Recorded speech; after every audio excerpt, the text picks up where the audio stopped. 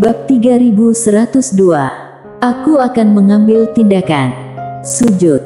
Pria yang baru muncul itu tidak sedang pamer, melainkan sedang bersujud. Saat ini, dia sudah hampir putus asa. Bagaimana Dewa Langit berbintang alam semesta sebelumnya meninggal. Dia dibunuh oleh bos Destiny di depannya ini dengan satu pedang, dan dia baru saja menjabat, bokongnya masih belum panas. Saat ini, dia juga sangat putus asa. Sialan, baru menjabat sudah bertemu dengan hal seperti ini. Mungkinkah dirinya sudah diatur oleh Tuan? Memikirkan hal ini, pria itu tiba-tiba berkeringat dingin. Hei! Saat ini, dia benar-benar ingin menangis. Di samping, Anton Sang langsung membeku. Apa-apaan ini? Sudah menyerah. Seorang master setengah alam suci mengetahui surga dan juga dewa sekte Taoisme, berlutut begitu saja seperti ini. Saat ini pikirannya menjadi kosong. Lydia melirik Dewa Langit berbintang alam semesta yang masih bersujud di depannya, lalu menatap Mile. Mile berpikir sejenak, lalu berkata, "Pergilah." Mendengar hal ini, pria tersebut tertegun, namun dia segera bereaksi dan hendak melarikan diri. Pada saat itu, Mile tiba-tiba berkata, "Alam mengetahui surga bisa meminjam momentum, kan?" Pria itu mengangguk cepat, "Ya."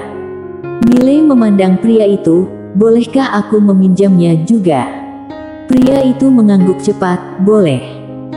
Mile sedikit penasaran, berapa harga yang harus dibayar untuk meminjam momentum. Pria itu dengan cepat berkata dengan serius, "Jika itu orang lain, dia harus membayar mahal, tetapi Tuan Muda Ye tidak perlu membayar apapun." Mile berpikir sejenak, lalu menggelengkan kepalanya sambil berkata, "Menindas yang lemah bukanlah sifatku. Katakan saja harganya." Pria itu melirik ke arah Mile, lalu berkata, "Biasanya dibagi menjadi dua jenis, satu sebagai budi dan satunya lagi adalah kristal Dao. Pinjam sekali akan menelan biaya setidaknya 3 miliar kristal Dao. Semakin banyak yang dipinjam, semakin banyak juga yang harus kamu beri. Misalnya, jika kamu meminjam momentum 3 juta alam semesta, maka kamu harus bayar setidaknya 10 miliar kristal Dao."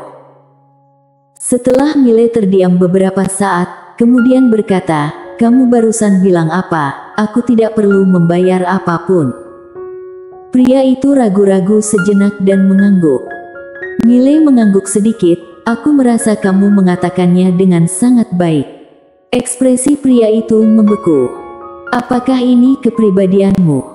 Mile berkata, "Bagaimana cara aku menghubungimu saat aku butuh?" Pria itu berkata dengan suara serius, "Saat kamu mencapai alam mengetahui surga, kamu bisa merasakan istana Taoisme sekte Taoisme." Bicara sampai di sini, dia tiba-tiba teringat bahwa Mile belum mencapai alam mengetahui surga, jadi dia ragu-ragu sejenak, lalu mengeluarkan token dan menyerahkannya kepada Mile sambil berkata, "Jika kamu butuh sesuatu, telepon aku.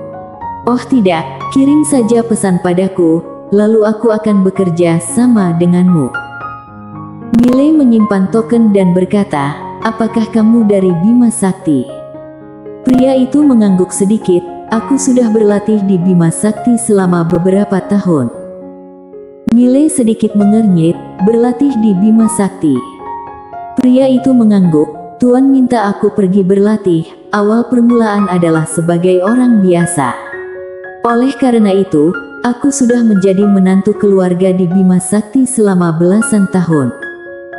Mile sedikit mengernyit, "Menantu keluarga?" Pria itu ragu-ragu, lalu mengangguk, "Ya." Mile sedikit penasaran, "Jadi menantu keluarga menyenangkan tidak?"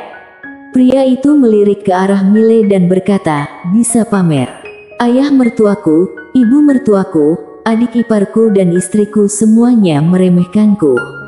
Mereka mengira aku orang yang bergantung hidup pada wanita, tapi sebenarnya aku adalah seorang bos kultivator peri." Saat mengatakan ini, dia tiba-tiba menjadi sedikit bersemangat. Apa kamu tahu bagaimana reaksi mereka setelah mengetahui identitas asliku? Aku. Bicara sampai di sini, dia sepertinya memikirkan sesuatu dan segera berhenti. Sial. Di Bima Sakti, dirinya suka pamer, tapi sekarang, dia sepertinya jadi tukang pamer lagi. Mendengar perkataan pria itu, wajah Mile tiba-tiba menjadi gelap. Tidak baik pamer terus sepanjang hari. Kamu perlu banyak baca buku, mengerti? Pria itu mengangguk cepat. Ya, Tuan Muda Ye benar. Aku akan membaca setelah kembali. Mile tersenyum dan berkata, bagaimana memanggilmu? Pria itu berkata, Yudalin. Mile mengangguk sedikit. Pergilah. Aku akan menghubungimu jika ada perlu. Yudalin segera memberi hormat. Tuan Muda Ye, jaga diri. Setelah itu, dia berbalik dan menghilang ke kedalaman langit berbintang.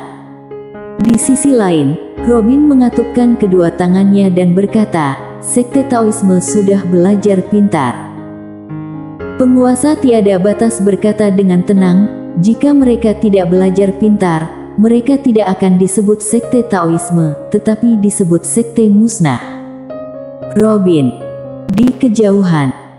Saat ini, Mile menoleh ke arah Anton Sang. Kamu masih ingin meminjam momentum? Anton Sang menatap Mile. Kenapa orang-orang Sekte Taoisme begitu takut padamu? Mile berpikir sejenak lalu berkata, coba tebak. Wajah Anton Sang menjadi sangat jelek. Sebenarnya saat ini, dia sudah mulai menyesalinya. Dia tahu dua orang di depannya tidak sesederhana seperti yang dia kira, namun saat ini, dia dan klan Sang sudah berada dalam posisi yang sulit. Dia saat ini tidak bisa lagi memohon ampun, kan? Ini soal martabat. Di mana semangatnya? Saat ini, tidak boleh menyerah. Jika tidak, klan Sang tidak akan bisa mengangkat kepala di masa depan. Memikirkan hal ini, kilatan ganas tiba-tiba muncul di mata Anton Sang. Dia melangkah ke depan dan cahaya emas yang tak terhitung jumlahnya menyembur keluar dari tubuhnya seperti letusan gunung berapi, kemudian menuju ke arah Mile. Boom! Saat ini, ruang waktu di arena mulai musnah sedikit demi sedikit. Di kejauhan, mata Mile sedikit menyipit. Dia mengambil satu langkah ke depan. Dengan langkah ini, domain pedang dunia tiba-tiba muncul dan saat cahaya emas yang tak terhitung jumlahnya memasuki domain pedang dunia, wajah Mile langsung memucat. Tapi saat berikutnya, dia meraung keras, tebas. Saat suara itu jatuh, cahaya pedang yang tak terhitung jumlahnya tiba-tiba muncul di domain pedang dunia.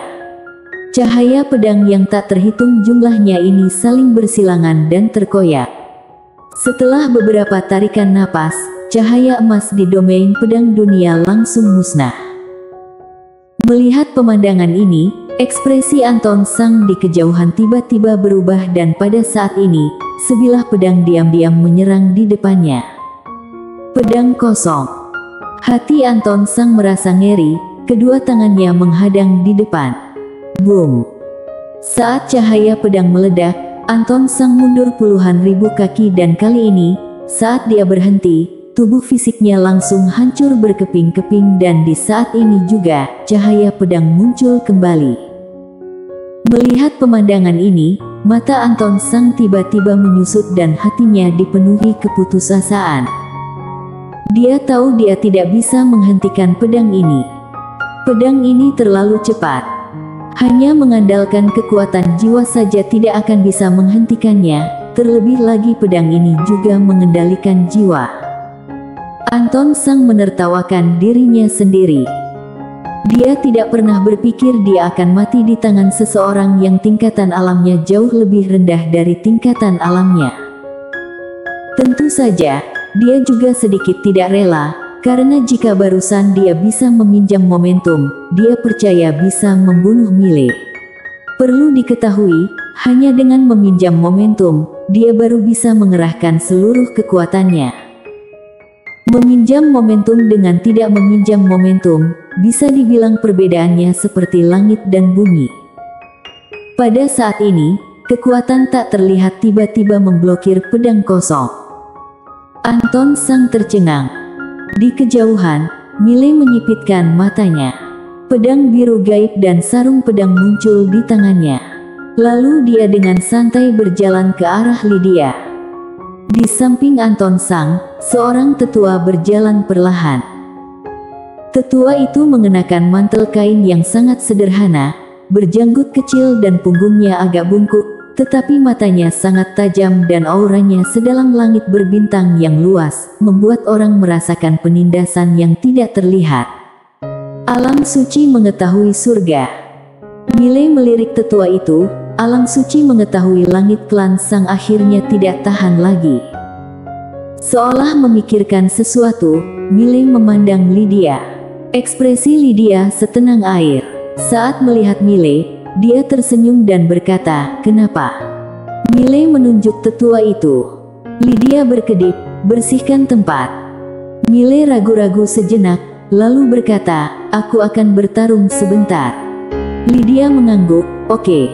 Miley meraih tangan Lydia dan tertawa. Saat ini, dia mengerti apa arti kepercayaan diri. Apa itu kepercayaan diri?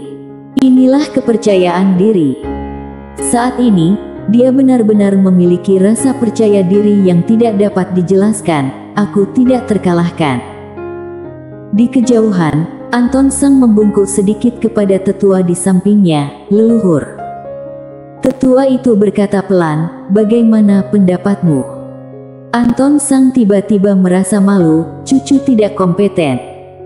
Tetua itu memandang ke arah Anton Sang dengan dingin berkata, "Apa kamu tahu jika kamu tidak mengambil langkah itu, kamu akan selalu menjadi manusia biasa. Hanya saat kamu benar-benar mengambil langkah itu, kamu baru akan mengerti dunia itu seperti apa." Anton Sang terdiam. Sebelumnya dia hanya berpikir bahwa dirinya dan alam suci mengetahui surga tidak ada kesenjangan yang besar, namun kenyataannya sangat kejam. Dia sama sekali tidak bisa memblokir pedang Miley dengan begitu mudah, tapi leluhurnya bisa. Saat ini, tetua itu berkata lagi, "Kemunduran ini bukanlah hal yang buruk. Jika kamu bisa memperbaiki mentalitas dan mengintrospeksi diri sendiri lagi, kamu seharusnya bisa memiliki peluang besar untuk mengambil langkah itu dan mencapai alam suci mengetahui surga di masa depan." Anton Sang membungkuk dalam-dalam dan berkata, "Cucu mengerti." Tetua itu mengangguk sedikit, lalu dia melihat ke arah Miley dari kejauhan. Dia melihat ke arah Miley, lalu berkata, "Harus kukatakan, kamu sangat mengejutkanku. Di usia seperti itu, kamu benar-benar memiliki kekuatan tempur yang begitu menakutkan.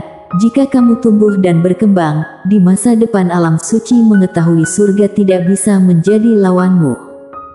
Miley tersenyum dan berkata, "Benarkah?" Tetua itu terkekeh dan berkata, "Sayang sekali kamu tidak akan pernah memiliki kesempatan ini."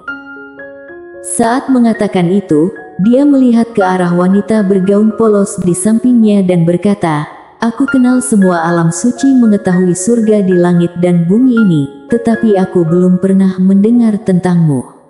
Siapa kamu sebenarnya?" Lydia melirik tetua itu dan tidak berkata apa-apa.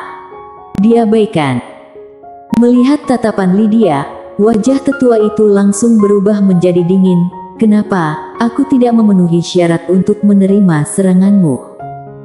Sambil berbicara, dia langsung mengeluarkan aura yang menakutkan. Begitu aura ini muncul, seluruh langit berbintang menjadi transparan seketika, kemudian menghilang sedikit demi sedikit.